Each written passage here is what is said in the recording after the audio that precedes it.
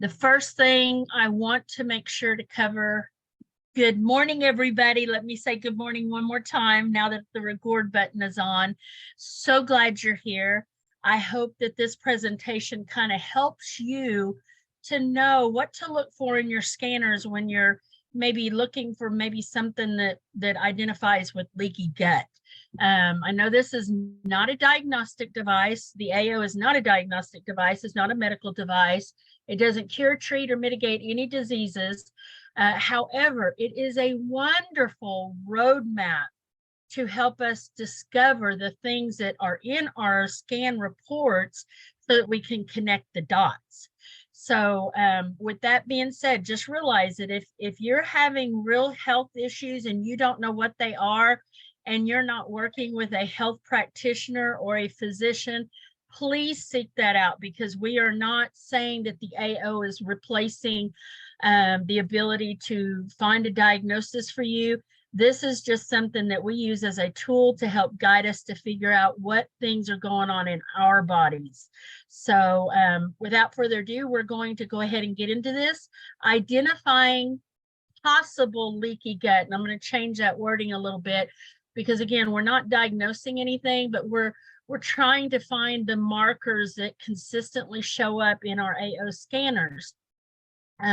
Some of the markers, as indicated on this slide, is lack of hydration. Cortisol is a marker. The IgA and the IgG immunoglobulins are markers. Parasites, candida, food sensitivities, serotonin can be a marker. Because a lot of these things are created in the gut. And if the gut is not healthy, then you're going to have issues with your serotonin, your dopamine, things of that nature. So let's move to the next slide.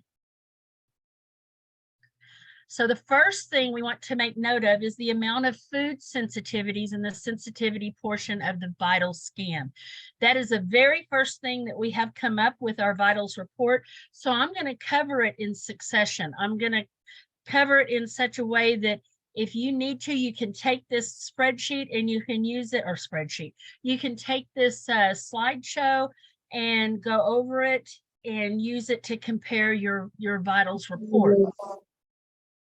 We cannot see the slideshows. Say again?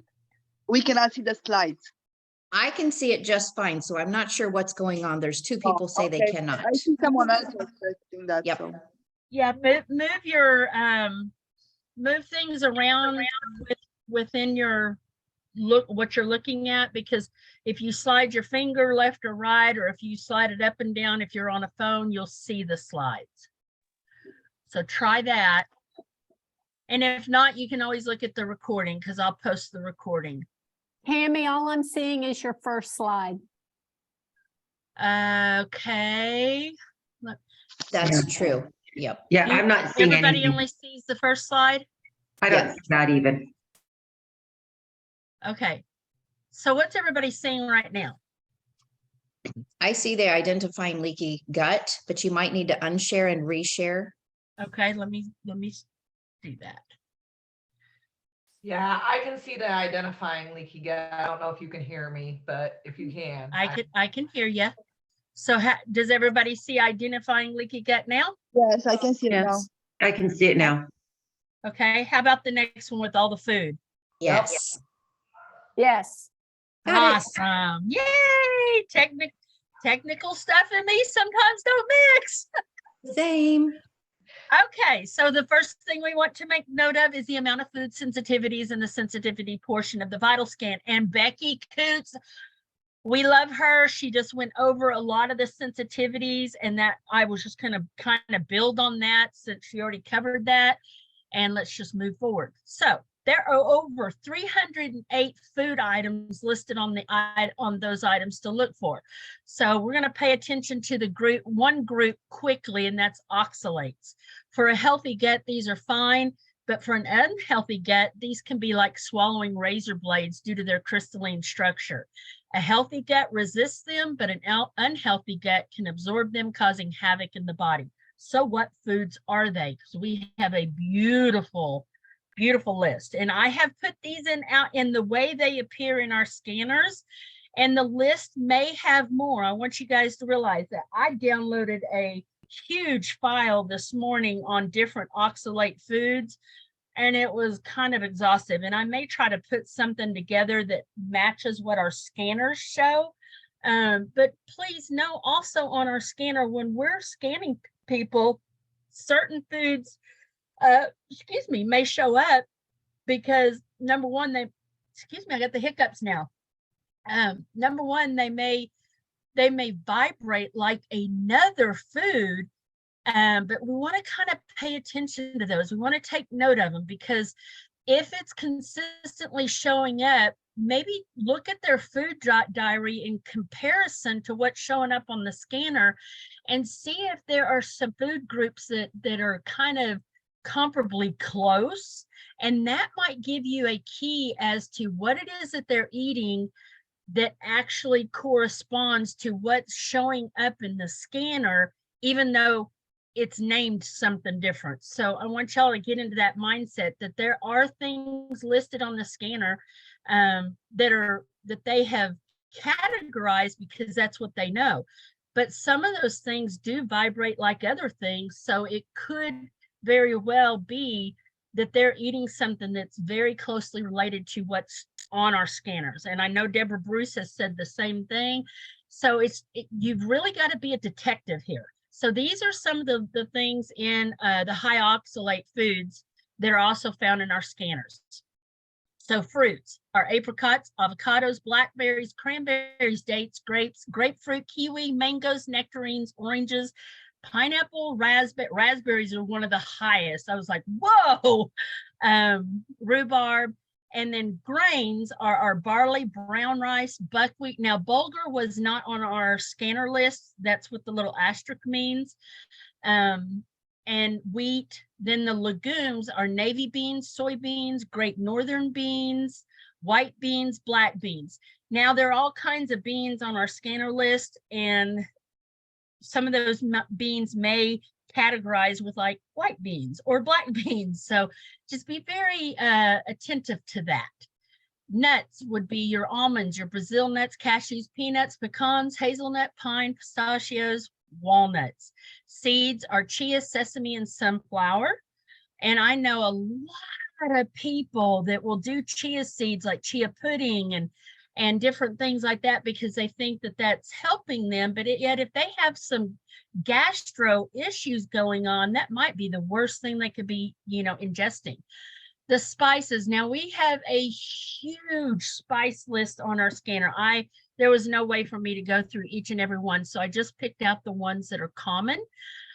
Black pepper, black tea, cinnamon, clove, coffee, cola, coriander, cumin, curry, ginger, and there's many more on the list. So if you don't have an idea, maybe try to download a list of high oxalate foods and use that next to when you're analyzing scanner reports, use your list and kind of make note of the things that are coming up consistently. All right, the vegetables was another thing that was a huge area. Artichokes, arugula, asparagus, beets, carrots raw, celery, chard, chives, potatoes, kale, leek, spinach, and there's many more. So just look at your list, get an idea, and maybe, and like I said, I may compile a list compared to what we have in our scanners to kind of show which ones are high and the amounts that they're high in, because there's so many things out there that you can look up. It'll tell you the milligrams even of how much of these foods that you eat that will actually show how much of the high or oxalate levels are in it. So this is just on food sensitivity. So we're going to move forward, which is going to take us to the next areas that we want to take a note of to put the pieces together in our reports. So we want to look at these other markers. So the next section is digestive function section. There are many markers here, but see what consistently shows up, such as, and the next list, if you guys are following along with me on my scanners, you're going to see these. And if you don't know what each thing means, touch on that word on your scanner. It brings up a definition of these things. And it kind of give you an idea. You have such a powerful tool in your hands that it gives you a lot of information at your fingertips. And if it doesn't have a definition there, look it up. Just look it up and you're going to get a good idea. Use Google. Google can be your friend. Just be very careful and cautious about a lot of the, information it gives you. But I think you're smart enough, you'll figure it out. So colon peristalsis. This is an indication of how much absorption the person has. Are they getting enough water? Because that, water affects that peristalsis function. I know when I was dehydrated, colon peristalsis kept showing up on me time after time. And then once I got my water intake up, in fact, it's when I got another little tool that I got that actually helped me recognize that my water was actually being absorbed by my body better. And then when I started sticking my water out in the sun, oh my gosh, that made a huge change to my water and my hydration levels. And I find now that when I drink my water, I'm actually getting it. So the next thing you want to look at is colon absorption. This is an indication of how much they are or aren't absorbing nutrients.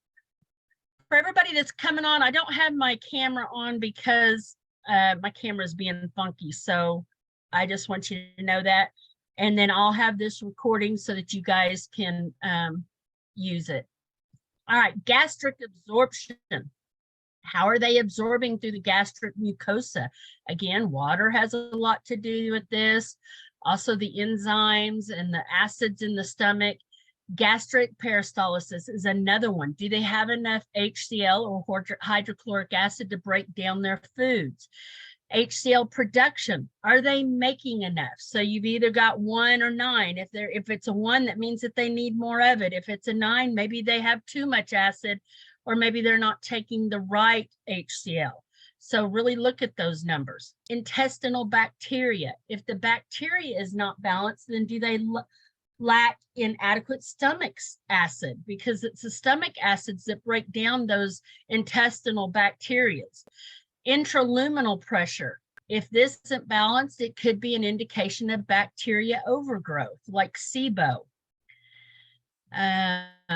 Next thing up is pepsin secretion. You've got a great section right here. You've got 2 sections in the scanner actually that kind of connect the dots. So pepsin is a vital enzyme that helps break down proteins into smaller peptides. If this is out of balance, they are in need of pepsin. And probably 80% of the people that you deal with, they need more pepsin. We just don't have enough. Small intestine nutrient absorption. How is the pyloric valve working? As the foods move into chyme and down the digestive tract. This marker is showing consistently is an indication of trouble from the beginning. So take note of that actual marker. Small intestine peristalsis. This is, if this function is out of balance consistently, then the food is not being digested well from the start. So these are all keys, guys. So this leads us to the next section, which is the inflammation and oxidation section. What's 2 of the things that I look at is the cytokine activity. If this marker shows up consistently, then your client may be struggling with immune responses due to food leaking into the bloodstream. Histamine. This marker is another indicator that the food the client is eating is being treated as an invading toxin. Histamine can also present symptoms of depression, inflammation, foggy brain, diarrhea, arrhythmia, sinus congestion, itchy skin, even extremes of difficulty breathing and anaphylaxis. So these are 2 important markers to kind of look at. Next section is amino acids. Look at all the amino acids in there. If they have several, that are showing imbalance, it may just be that they're not absorbing what they're eating and they're in need of amino acids. So the body's not breaking things down properly, because a lot of our amino acids and minerals and things like that all come from our food. And if they're not absorbing and if they're not breaking down these things, those markers are going to be way out of range. So they're either going to be 1s and 9s. 1s meaning too low or not enough of. 9s mean that maybe they have it stored somewhere and the body can't produce it or assimilate it. Maybe they're not taking the right amounts of foods in. So these are all indicators. Many of these markers could indicate poor gut absorption, malabsorption, the poor villi function, which the villi looks a lot like this bottom picture here. We got little fingers that move all through our intestinal tract. And if those things are being, let's say you just got gobs of colon catarrh built up in there, those things are not moving and function properly. And then maybe you've got a stuck section in there and the acids building up and creating, areas where the food can leak through. So these are all different markers you can be looking at. And then digestive acids and enzymes. This is another section to pay close attention to, the different enzymes that are showing out of balance. Looking at each of these enzymes individually will give you an idea of where to help others, as each enzyme gives you a clue as to what is not being broken down properly. So take note of each of those enzymes. Maybe they're not digesting their leafy greens. Maybe they're not digesting their fats. Maybe they're not digesting their proteins. Each enzyme has a job. So look at those enzymes, get to know them very well and what they're responsible for. You all are very, very smart here that are on this call. You're very health conscious. Maybe you can even teach your clients, these different enzymes and what they're appropriate for. So the other section is the basic physical. Note the pH balance, note the vagal tone, note the hydration. If these things consistently keep showing up, then this could be an indicator or a key for you to help your client. Next one is immune system. 2 big markers include the immunoglobulin IgA and the immunoglobulin IgG. These 2 antibodies can be an indication of autoimmune disorders that can stem from leaky gut. They are responsible for aiding in your system in protecting you from bacteria and viruses as well as allergens. So if these markers, along with the food sensitivity markers that you're looking at, are consistently showing up over time, lo and behold, you probably got somebody that's having a lot of these digestion problems. And I feel like if we work on the digestion first, that's where a lot of things that we can do to help our clients. So which leads us to the next session, bacterial diseases. There are many markers in this section. This could also be an indicator that they're having leaky gut issues. Pay close attention to the different bacteria that consistently show up with their scans and keep a spreadsheet for a few days of scans. Look up the different bacteria and see if the gut is responsible for them being prevalent. And then fungus, candida and all the strains are a big indicator of leaky gut issues. Candida will overgrow and cause all kinds of symptoms such as bloating, gas, cramping, sugar cravings, brain fog, and more. So there's several different strains that are in our scanners. Take note of them. Keep a spreadsheet. You could probably do just a spreadsheet just on these different sections and probably put together a very nice thing for your clients to help them out. Human toxins. Take note of the herbicide toxicity and pesticide toxicity. I have a mentor that she constantly says, stay away from the side dishes. And when she says side dishes, she means the CIDE dishes. So a lot of our foods are being sprayed with herbicides, pesticides, And you want to be very cautious of that. Teach your clients to really look for the organic foods. If they can go to farmers markets and buy from local farmers and know what those local farmers are putting on their crops, then they're going to be ahead of the game.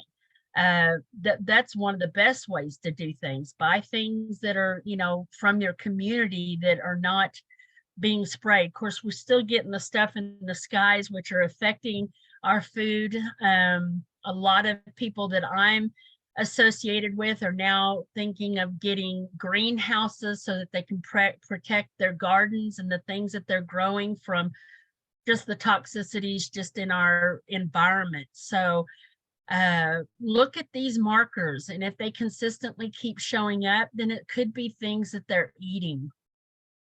Human parasites, take note of how many and how often, and try to do it, separate from the moon phase, the full moon, because that gives you a little bit of an idea of if these are consistently showing up then, and then look at when the moon phases are and see how much there's more of them.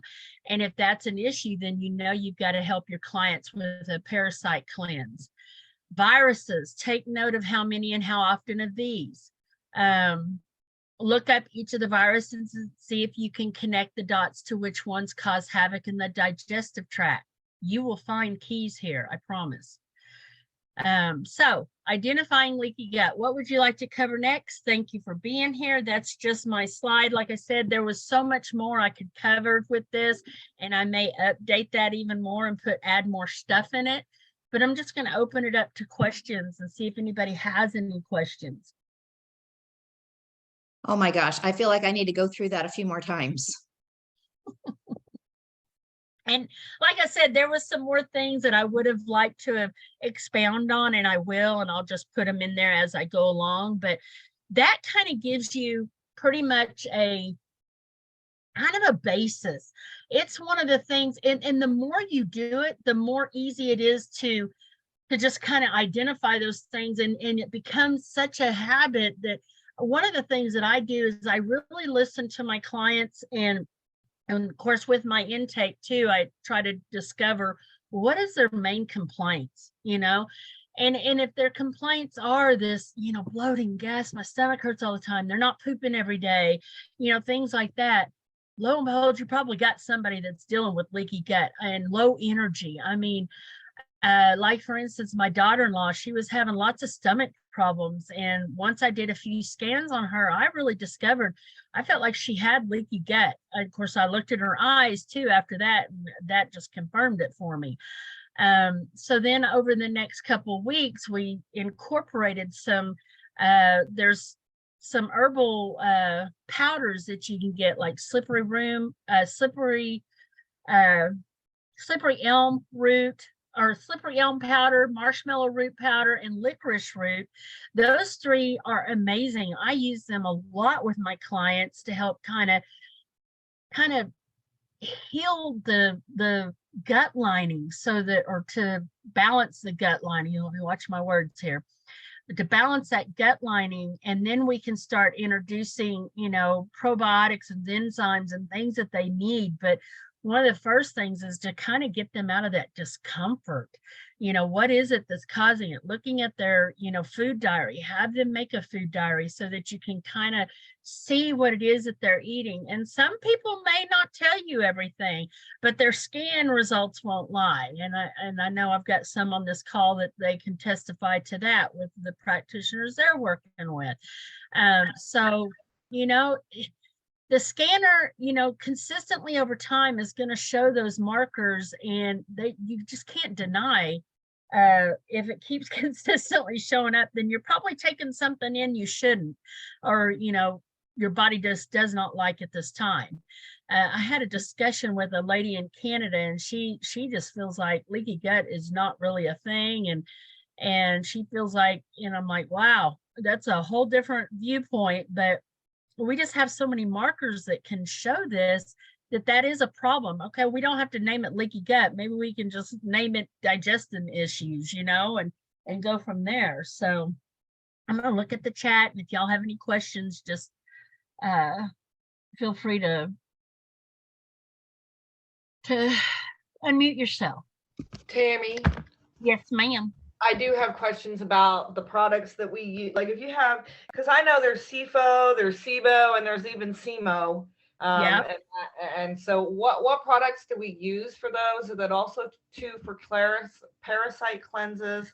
And then I do have a comment about the oxalates and the histamines and stuff. You know, I'm in Becky's group, and that's where the comments about the scanners being super accurate is coming from. But Yep. one of the things that she has me doing is really working fabulously because I have suffered from severe oxalate dumping for several years now. And histamine and MCAS, and it's all just been a downhill slide. I don't need to explain it to any of y'all because you understand it. But copper blocks all of that. So I'm now doing copper and it's really helping me. So that's the comment I had about that. And then my final comment is, I'm fangirling here. Becky said she was going to take care of the reservation for North Carolina today in the chat. Okay, I'm done. Awesome. I'm done. I just want to know about the products we use to get rid of the overgrowth, because that's actually where I'm at right now. Well, that really, you know, since you're working with Becky, I would listen to her. But there are so many different products that you can use, and I don't feel comfortable recommending I understand. I do. anything. I'll look back in her group. I know she mentions the Candex, I think it is. I don't remember. Yes, Candex is amazing. Yeah, I don't remember And anything specific about the what is it, the herbal antibiotics and stuff. I know Dr. Davis does that, so I have to look back. oh, the But yeah. powders. Yeah, the herbal powders, I get those from Mountain Rose Herbs. And I've used them with my mother. I've used them with my daughter-in-law. I've used them with myself, my husband, and they work phenomenally. Okay, wow. And it took my daughter-in-law probably, I would say, after the second week of doing these powders in her smoothie every morning, it took her about 2 weeks to immediately feel a huge shift and a big difference. She started going to the bathroom more often. The bloating went away, the gas went away, the cramping that she was having severe cramping, that all went away. And then within, I would say probably, I want to say about 4 weeks in, I noticed all the markers just start turning total green. I was like, wow. All right, well, that's good to know. Like I said, I'll check Becky's program again. I just am not there quite yet. I'm thinking this week. And it may not be time for you yet. I mean, there are steps to all this. So right. No, I'm not there yet, but it is coming up, and I'm just kind of like, okay, because I've done this before. I haven't done the herbal antibiotics and the clean out phase, which is why I failed. We all know. Right. But yeah, that's what I'm realizing. So this class is perfect timing. Thank you for your You're welcome. You're welcome. And there are other even markers in here that I haven't even covered, and I needed to get in there and just revise this a little bit, but that kind of gives you an idea of some of the things to look for. And like I said, the more you do this and the more you make, you know, when you're looking through, you can begin to start just scanning through people's scans results, and it will automatically like pop out at you. It becomes such a huge practice of what I do that it's just like, it's kind of like second nature to me now. And it's like, oh, this person's definitely dealing with some gut issues. Let's get this all taken care of. And then, you know, they immediately start feeling better. So any other questions, comments, things you need help with on maybe gut issues?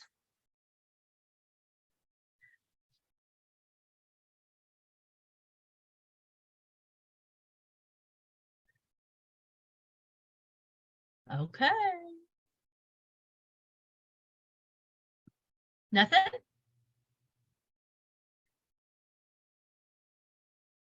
All right.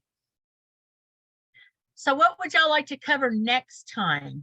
Is there anything in specific that you'd like to know how to identify in the scanner? I can work on that next time.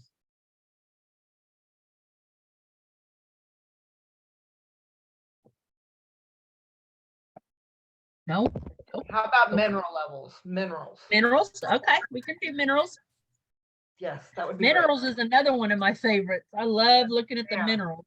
I'm learning more and more that it all comes back to the minerals, even more so than the vitamins. Yeah. We'll do minerals and minerals, the macro minerals, the micro minerals, and then we'll even throw vitamins in there if we've got time. Sounds awesome. Thank you. Yeah. Was this helpful? Majorly helpful. I just need to go back through it about a dozen times. That's a lot of information. I agree. It is. It is. It is. It is. It is really a lot of information. We just have so much at our scanners that we could, if we just focused on one thing and just worked with our clients over and over, you're going to become an expert in that. And then you can move on to the next thing. Just don't try to take it all in at once. Just start with one thing and move forward. Yes, Shira, I'm going to kind of tweak this a little bit, and then I will send everybody a message to the chat that I've got it ready. Give me your emails and I'll email it to everybody all at once. So yes, I'll make this available. I'll make the recording available. The recording will go up on my YouTube, and I'll also put it in both the groups. One of the groups. And then I've even got like a sheet that I'm kind of working on, and I'll put that in the group too, kind of a sheet of a list of all these different oxalate foods and maybe some of the high histamine foods, because I feel like we can even put the high histamine foods in there too. But oxalates are kind of big because, like I said, it's pretty much like swallowing a bunch of razor blades if you're not capable of doing that with an unhealthy gut. So, and that just causes more problems down the line. I'll save the chat too.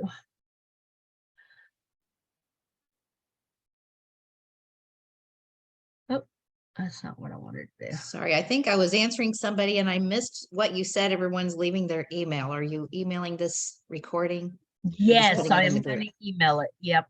Awesome. I will definitely email I'll email the slideshow.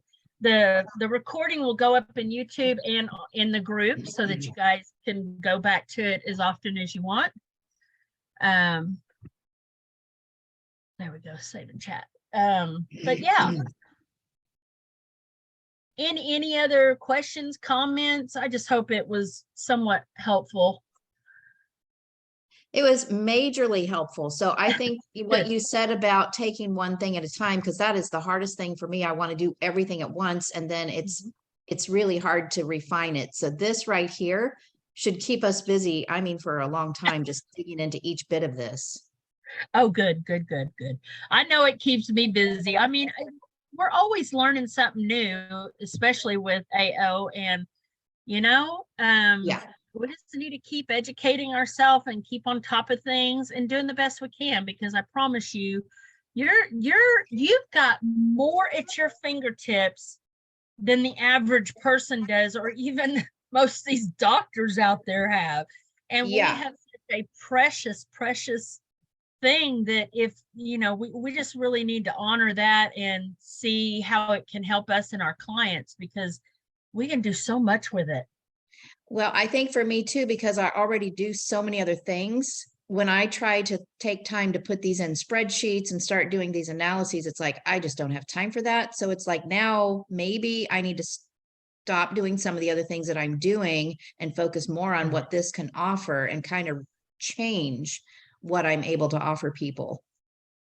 Sheila, it really, even as long as I've been in, I have constantly switched up my game compared to what I was doing at the very beginning, because I'm just constantly revolving what I'm doing. It's like, oh, nope, I need to change gears again, and this is how I need to focus. So I think you're going to find that. I mean, you've been involved for how long now?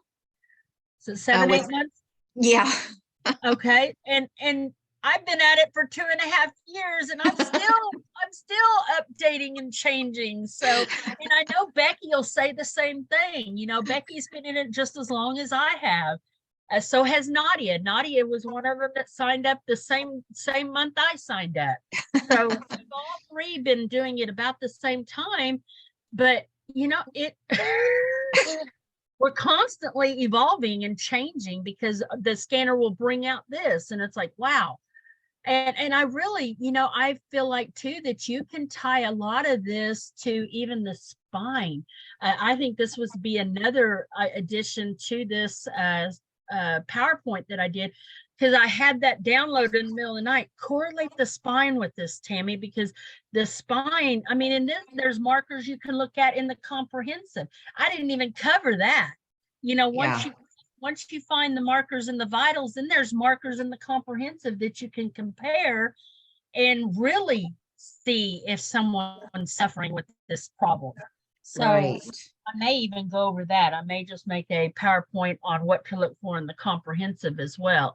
Excellent. Because, you know, you've got to use the entire tool. And if, you know, one of the ways is looking at the vitals. The other thing is looking at the inner voice and the report at the, you know, the suggestions, because it gives us lots of suggestions. If people are needing enzymes or they need to increase hydration, their inner voice reports for a month time will give you huge keys as to what they're going through. Yes. Slippery Shiraz, slippery elm, marshmallow, and licorice. Tammy, Yes, ma'am. on that, I want to really, excuse me, caution when someone has leaky gut, their mucosal lining throughout their body, not just the digestive tract, but the whole body's mucosal lining is inflamed. And what's happening in the gut is that inflammation opens up those villi, and that expansion and inflammation is opening up the doorway osmosis thing where the food and the particles transfer over. So that's where our leaky gut is. It was a blessing that your daughter responded so well to these herbs, but if someone has a very, very acute case of this mucosal lining inflammation, sometimes you have to go much, much, much slower. And if you throw one of these herbs at them, it will just wah. And so you've got to not just go, oh, well, licorice, these 3 herbs worked over here, so I'm going to throw these 3 herbs. You've got to really be cautious when you start working with a leaky gut, because it's not just the gut. When it's bad, it can become the bladder and any mucosal area. So leaky guts become the hot word in, you know, Dr. Oz talks about it, Dr. Z talks about it. They're all talking about it, but it's such a convoluted issue because 5 is our nutrition. So Correct. And there's so much more to digestion than we really understand. We take it for granted. We see food, we put it in our mouth, and we're done. But there's a whole lot going on there that I just wanted to caution. Everybody's asking, what were your herbs? What were your herbs? Just be careful when you're working with clients, and remember, we're all uniquely individual.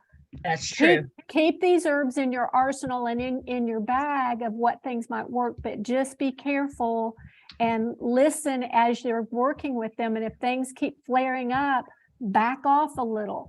Work on just hydration. Yes. You know, just sometimes you have to take it really, really slow, and it's frustrating for your client and frustrating for you as a practitioner, because you're like, but she said it only took 2 weeks. When we work, I'm a digestive health specialist, and when we work with someone, it can take as much as 6 months to get that mucosal lining calmed down, that you can even introduce enzymes. So it just needs to be proceeded with caution. I totally agree with you and everything you said. In fact, I can tell you, explain to you with my mom. My mom was one of my first clients that I really worked with on things. And you are right. If we don't have the hydration key taken care of, one of the things that I noticed is that when we started her with these herbs, she had more of a inflaming response to that. And it was because she wasn't getting enough water. So then we had to go back to the drawing board and go, well, what is it? And then I realized how big of a key water is. And that is one of the first places I start with my clients. If they're not getting enough water, then I won't typically work with them with anything else until I know that they've got their water taken and under control. It is the simplest thing in my book that we can work on. And then once they get that mastered and they're doing well with it, then I start to address. So yes, Carol, there is steps in doing this, but most of us here are pretty smart about that. But yes, talking to someone that may not know, just keep these, like she said, keep them as a recognized thing to help people, but definitely go low and slow with anything you're trying, and only start with one thing to figure out, well, what could be causing it. Because I did do this with somebody else, and they had problems with one of the herbal powders, and I found out that she just didn't tolerate it. I actually muscle tested her once she said she was having some issues, and we should have muscle tested at the get-go.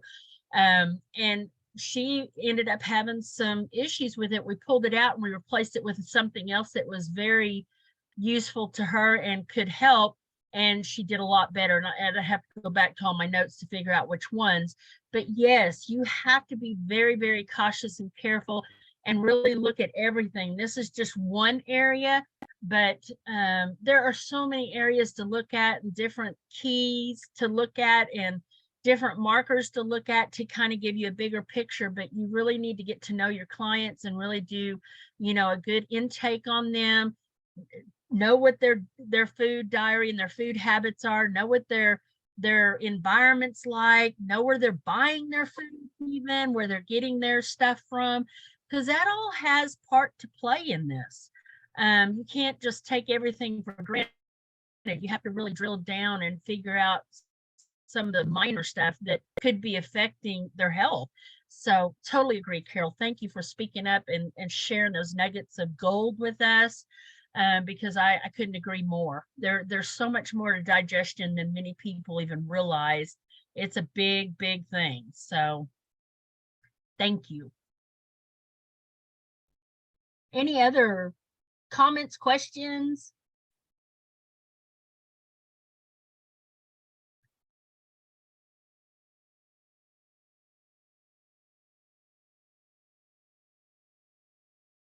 Well, okay then. I appreciate everybody being here. I use Candex. Candex is amazing. And in fact, my husband's using it right now. I don't know if y'all knew his story or not, but he cut his arm completely, almost completely off. We pretty much got it healed, but something that just recently showed up, which we were really shocked at, is he went on, we were both going on this kind of cleanse per se, and then all of a sudden we noticed this huge rash on that arm right above where that scar was. And of course we know that the lymphatic system has totally been altered because of that surgery. There was a lot of damage on that arm now, but what came out was this huge rash on his arm, and it was a red rash, and it was also sticky when he'd wake up and it started weeping. So we knew it was candida, and his scan also showed it too.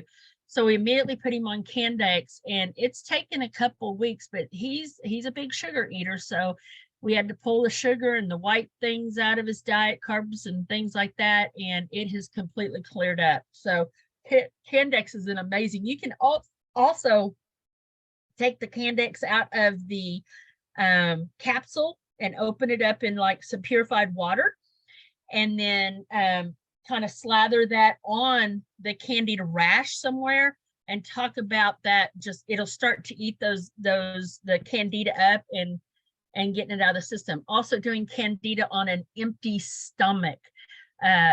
When you first wake up, it also will help you alleviate the cravings for sugar, because candida craves sugar. It's not you craving the sugar, it's candida and the parasites craving that sugar. So once you get that craving down, then you can master not taking it in the body so much. The challenge. I'm in a 10-day brain fog challenge with my holistic educators.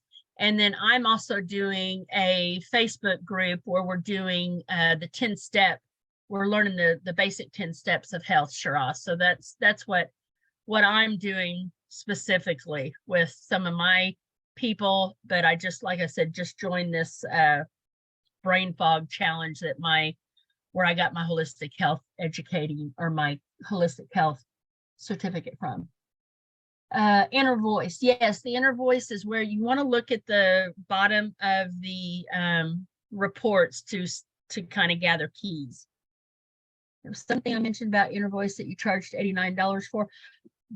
What I charge $89 for is if I do inner voice on them daily for a month, and then I also add a customized playlist for them that I play 10 minutes every day. That's what I charge $89 for. People love it. So, any other questions? All right, everybody. Thanks for being here. How do I explain the playlist? I explain the playlist as their custom playlist to help support their body with the frequencies their bodies are lacking. The playlist is broadcasted, so it's just like me dialing up their telephone number and it dials them. That's what the playlist does. It actually goes to them. Their body uses its energy medicine, so to speak, frequencies that reach them, and their body will use what their body wants. That's kind of how I explain it. And they typically take that as an explanation and they love it. It just kind of helps them understand it a little better. Good question. That's kind of a loaded question on if the A1C shows up for someone and their glucose has been normal for some time, what does that mean? It could very well mean that something in the pancreatic system or pancreas is not working, I would think. Maybe it's not working to its optimal level. There would be a lot of other keys I would look at, or other markers I would look at to see if that's really a thing, because it could be something else that's triggering the inner voice or body systems to say that. There's lots of things you got to look at kind of with a microscope on our scan results. If a heart valve keeps showing up for someone, at what point do you go to the doctor? Depends on how long it keeps showing up and if there are other markers that attribute to that. So again, you've got to look at the other markers. So if there's other cardiovascular markers that are showing up, let's say even in the comprehensive and the cardiovascular in the vital scan, because if stroke volume is showing up and they're getting all their exercise in, that might be a thing that is contributing to the heart valve being very, very low functioning. There's so many different markers, guys. You kind of have to, you can't just take one thing that it says and then think, oh, well, that's what their problem is. You need to look at everything and put it together. Any other questions?